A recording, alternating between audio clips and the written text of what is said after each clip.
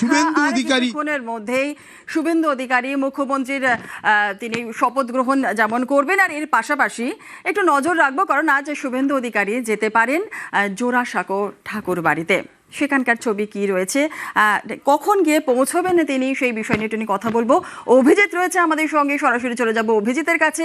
অভিজিৎ, ঠিক কখন গিয়ে পৌঁছবেন শুভেন্দু অধিকারী আজ জোড়াসাঁকো ঠাকুর বাড়িতে, কি জানা যাচ্ছে?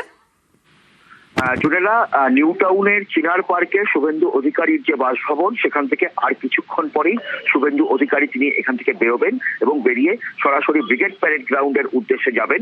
এবং ব্রিগেড প্যারেড গ্রাউন্ডে আজকের যে ঐতিহাসিক শপথ গ্রহণ অনুষ্ঠান, সেই শপথ গ্রহণ অনুষ্ঠান সম্পন্ন হওয়ার পর সেখান থেকে তিনি রবীন্দ্র জয়ন্তীর জন্য জোড়াসাঁকো ঠাকুর বাড়িতে যাবেন এবং সেখানে রবীন্দ্রনাথ ঠাকুরকে শ্রদ্ধার্ঘ্য অর্পণ করবেন। এবং তারপরে তিনি মধ্যাহ্নভোজন করে পরবর্তীতে তার আরো 3টি কর্মসূচি রয়েছে।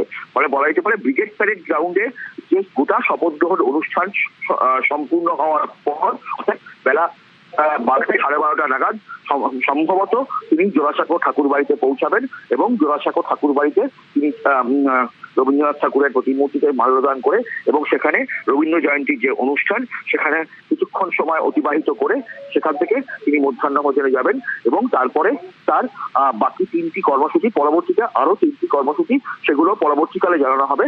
তবে এই মুহূর্তে নিউ টাউন চিনার পার্কে তার যে বাসভবন, সেখান থেকে আর কিছু সময়ের অপেক্ষা, কিছু মুহূর্তের অপেক্ষা, এবং সেখান থেকে তিনি বেরিয়ে ব্রিগেড প্যারেড গ্রাউন্ডের উদ্দেশ্যে যাবেন এবং সেখানেই তার আজকে যে কর্মসূচি রয়েছে শপথ গ্রহণ অনুষ্ঠান, সেখানে দলে দলে মানুষ আসতে শুরু করেছেন এবং সেই অনুষ্ঠানে ব্রিগেড প্যারেড গ্রাউন্ডের শপথ গ্রহণে গিয়ে সেখান থেকে ব্রিগেড প্যারেড গ্রাউন্ডের শপথ গ্রহণের অনুষ্ঠান একদম সম্পূর্ণ হওয়ার পরই সেখান থেকে তিনি সরাসরি জোড়াসাঁকো ঠাকুর বাড়িতে যাবেন। আজ